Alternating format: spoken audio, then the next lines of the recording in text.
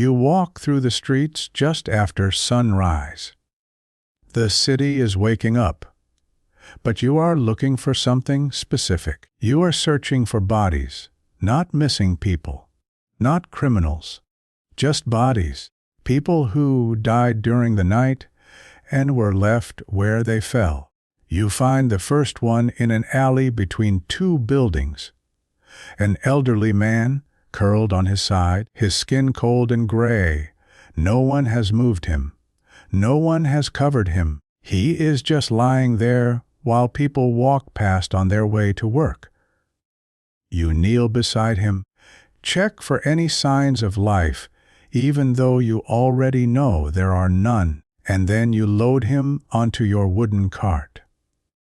You move to the next street. There is a woman slumped against a doorway, then a child near the market. By noon, your cart is full. 6 bodies, maybe 7. You do not count any more. You just collect them, haul them to the edge of the city, and bury them in shallow graves that no one will ever visit. This is your job. And tomorrow there will be more. This was reality in Europe and early America during the 1700s and 1800s, an era when death was not an occasional tragedy but a daily occurrence. Cities were overcrowded, unsanitary, and disease-ridden. Cholera, typhoid, smallpox, tuberculosis, and plague swept through populations regularly. Poor nutrition, contaminated water, and brutal living conditions weakened people until even minor illnesses became fatal. Infant mortality was staggering. Elderly people died in the streets. Workers collapsed from exhaustion and never got back up. And many of these people had no families to claim them, no money for funerals, and no one who cared enough to make arrangements.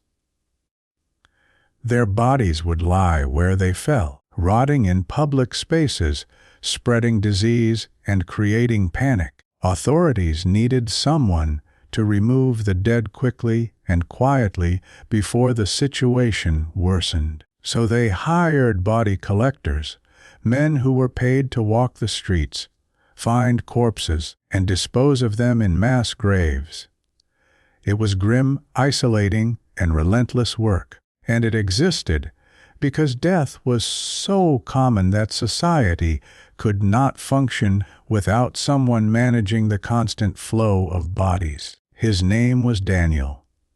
He was 33 years old when he became a body collector. He had been a laborer most of his life, moving from job to job, never earning enough to get ahead. He had no wife, no children, and no family that he knew of. He lived in a cramped boarding house with a dozen other men, sleeping on a straw mattress in a corner. When a fever outbreak killed several people in his building, the landlord hired someone to remove the bodies. Daniel watched the man work. He watched how people avoided him, how they crossed the street when they saw him coming. And he realized something. That man had steady work. He was paid regularly. He was essential. A week later, Daniel approached the city office that managed death services and asked if they needed help. The clerk looked at him with a mixture of pity and relief. They always needed help. Most men quit within weeks. The job paid decently, but no one lasted. Daniel said he would do it. The clerk told him to start the next morning. Daniel asked what tools he would need. The clerk handed him a wooden cart and a shovel. That was all. Daniel's first day began before dawn. He met another collector, an older man named Peter, who had been doing the work for 3 years. Peter did not say much. He just told Daniel to follow him and watch. They walked through the poorest districts first because that was where most of the bodies would be. Peter moved quickly, Checking alleys, doorways, and side streets, he found a body within 10 minutes. A man, maybe 40 years old, lying face down near a tavern. Peter rolled him onto the cart without hesitation. He did not check pockets. He did not look for identification. He just loaded the body and kept moving. Daniel helped lift the next one, a woman who had died sitting upright against a wall. Her skin was ice cold. Her eyes were still open. Daniel tried to close them, but Peter told him not to waste time. They had a lot of ground to cover. By midday, they had collected 12 bodies. The cart was overflowing. They hauled it to a field outside the city walls where mass graves had been dug. Peter and Daniel unloaded the bodies into the pit, one on top of another, and shoveled dirt over them. No ceremony, no prayers. Just burial. Then they went back to the city and started again. Daniel learned the rhythm quickly. Wake before dawn. Walk the streets. Collect the dead. Haul them to the burial ground. Repeat. Some days there were only a few bodies. Other days, especially during outbreaks, there were dozens. Daniel stopped thinking of them as people. He could not afford to. If he let himself see them as individuals with lives and families and stories, he would not be able to do the work. So he trained himself to see them as objects, things that needed to be moved, problems that needed to be solved. He became efficient. He learned which streets were most likely to have bodies. He learned how to lift a corpse quickly without straining his back. He learned to ignore the smell, the stiffness, the way their heads would loll to the side when he picked them up. He stopped feeling anything, and that numbness crept into every other part of his life.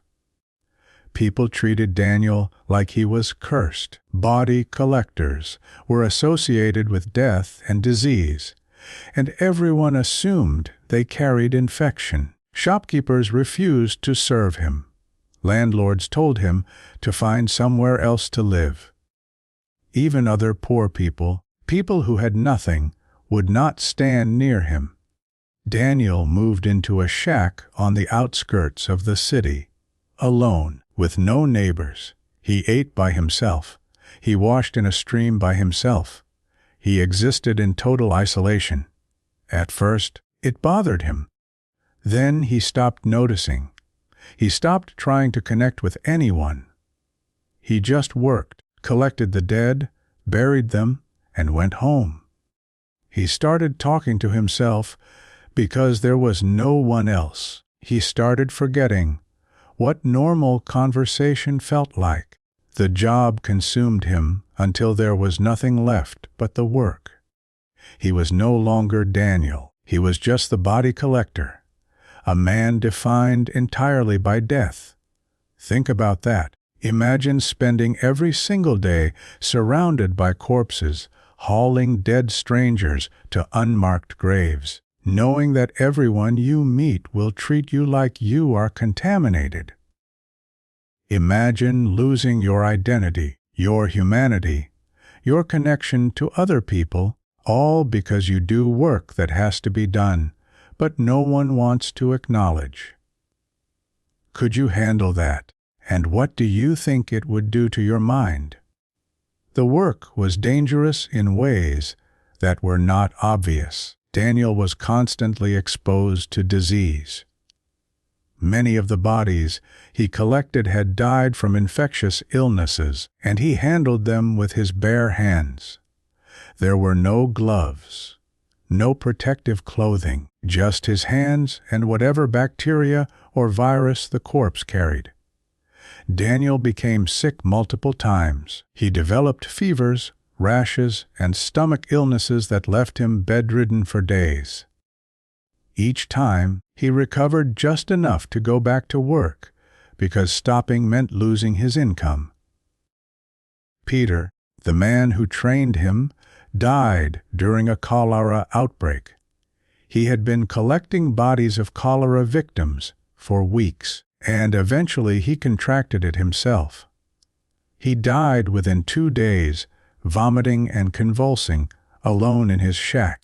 Daniel found his body and added it to the cart. He buried Peter in the same mass grave where they had buried hundreds of others. No marker. No acknowledgement. Peter was just gone, replaced by another desperate man within a week. Daniel also faced violence. Not everyone who appeared dead actually was.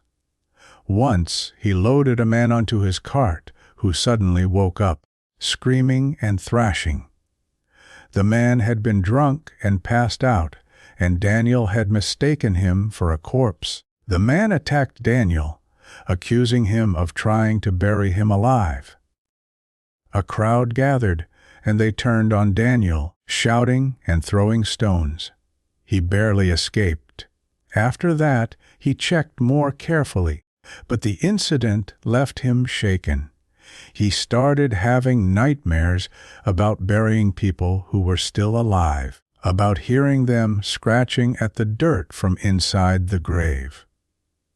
But here is what most people do not realize. Body collectors were sometimes paid extra to strip valuables from corpses before burial. Clothes, shoes, jewelry, anything that could be sold was removed and kept by the collector or turned over to the city for resale. Daniel was expected to do this. At first, he refused. It felt like theft, like desecration. But after a few months, when his own clothes were falling apart and he had no money to replace them, he started taking what he needed: a coat from one body, boots from another. Eventually, he stopped feeling guilty. The dead did not need those things anymore. He did. The city encouraged this practice because it reduced costs. Bodies were buried naked or in rags, and everything else was recycled. It was efficient and horrifying and completely normalized. Now think about this. Death still happens. Bodies still need to be moved and buried. But now we have systems, professionals, clean facilities. The process is hidden from you. You never see it. You never think about it. Does that make you more comfortable? Or does it just mean you have the privilege of ignoring something that someone else still has to handle? Most body collectors did not last more than 3 years. The combination of disease exposure, social isolation, and psychological trauma destroyed them. Some died from infections. Others drank themselves to death trying to forget. A few simply disappeared, walking away from the job and never being seen again. Daniel lasted 5 years. That was longer than almost anyone, but by the end, he was unrecognizable. He had aged decades. His hair had gone gray. His body was thin and weak. He coughed constantly from repeated lung infections. He had stopped caring about anything. He did not eat unless he remembered to. He did not sleep well. He just moved through each day mechanically, collecting bodies, burying them, and waiting for the next morning. Daniel's final collection was during a particularly harsh winter. He found a young boy, maybe 8 years old, frozen to death in a doorway. The boy was clutching a piece of bread. Daniel stood there for a long time, staring at the child, and something inside him finally broke. He could not do it anymore. He could not load another body. He could not bury another person. He left the boy there and walked away. He went back to his shack, lay down on his straw mattress, and did not get up. He stopped eating. He stopped drinking water. He just lay there, staring at the ceiling, waiting to die. 3 days later, Another body collector found him. Daniel had become one of the corpses he used to collect. They loaded him onto the cart and buried him in the mass grave with all the others. No name, no record, just another body in the ground. Society needed people like Daniel to keep cities functional during periods of constant death. Without body collectors, corpses would have piled up in the streets, spreading disease faster and creating public panic. Daniel and men like him prevented that. They removed the dead quietly and efficiently so everyone else could pretend death was not everywhere. But society did not thank them. It did not acknowledge them. They were essential and invisible, necessary and despised. Daniel gave 5 years of his life to that work, and it killed him. There were hundreds of body collectors throughout history. Most of them died young, alone, and forgotten. They were the hidden workers who managed death so the living could go about their lives without confronting it. The job eventually changed. Public health improved. Mortality rates dropped. Professional funeral services developed.